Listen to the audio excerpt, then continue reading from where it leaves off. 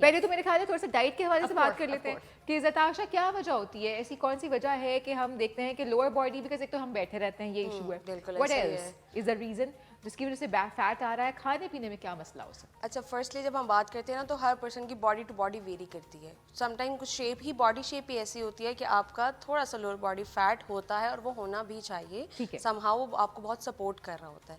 लेकिन जब हम बात करते हैं ना लोअर बॉडी फैट, वो एक्सेसिव फैट में आ जाता है। तो उसकी बहुत सारी रीज़न देखने में आई हैं। आपकी जेनेटिक्स बहुत मैटर करती है, आपके बैठने की, सिटिंग की पोजीशन बहुत मैटर करती है, उसका ड्यूरेशन बहुत मैटर करता है, और आपका जो ईटिंग पैटर्न है वो बहुत मैटर करता है। अच्छा। जब हम बात करते हैं ईटिंग पैटर्न की, तो उसके अंदर माइंडफुल और माइंडलेस ईटिंग जो है ना, वो बहुत कंट्रीब्यूट करती है इसके अंदर। माइंडलेस ईटिंग हमारे पास, अगर हम नॉर्मली देखें तो ऑलमोस्ट हम सब डेली बेसिस में कोई ना कोई ऐसा मील लाजमी ले रहे होते हैं जो माइंडलेस ईटिंग होती है।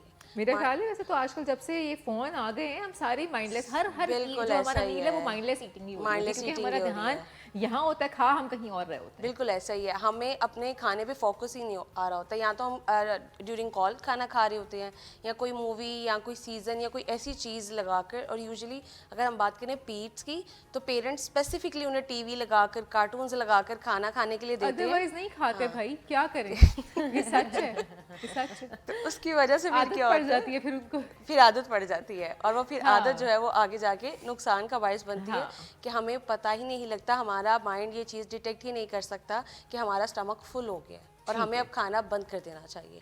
हम लोग रैंडमली, जैसे हम अक्सर मूवी देखने जाएं तो पॉपकॉर्न बहुत रैंडमली खाए जाते पता ही नहीं हैं। चल रहा होता कि एग्जैक्टली, और इतने लार्ज बैग के बावजूद हमें बहुत ज़्यादा भूख लग रही और होती है। क्रेविंग हो रही होती है। एग्जैक्टली, क्योंकि हमारा ब्रेन उसको, एक तो हंगर हार्मोन प्रॉपर सिक्रीट नहीं हो रहे होते, डाइजेशन हार्मोन्स प्रॉपर सिक्रीट नहीं हो रहे होते, क्योंकि ब्रेन को प्रॉपर सिग्नलिंग नहीं जा रही होती कि भाई खाना आ रहा है, खाना खा रहे हैं, खाना डाइजेस्ट हो रहा है, खाना एब्जॉर्ब हो रहा है। ब्रेन को कोई सिग्नलिंग नहीं जा रही, वो सिर्फ खाना रैंडमली जाता है स्टमक में, और जैसे जाता है वैसे ही बॉडी से निकल भी आता है, जिसकी वजह से हमें खाना खाने के फ़ौरन बाद भी अगर आप देखेंगे तो लोग कहते हैं नहीं हमने तो कुछ भी नहीं खाया, या हमें भूख लग रही है, या इतना ज़्यादा मील पोर्शन लेने के बावजूद आपको फील हो रहा होता है कि यार कि मैं तो अभी भी स्टार्व हूँ, मुझे कुछ और खाना चाहिए समटाइम। फिर और स्पेसिफिकली इन स्ट्रेस कंडीशन ये चीज़ें बढ़ जाती हैं। ओके। स्ट्रेस की वजह से, इंसोमिया की अगर आप पेशेंट, लाइक नींद प्रॉपर नहीं आ रही, उस वजह से आपको पीसीओएस है, या आपको डायबिटीज़ है और वो हाइपरग्लाइसीमिया में जा रही है, लाइक ब्लड शुगर लेवल आपका रेज्ड रह रहा है,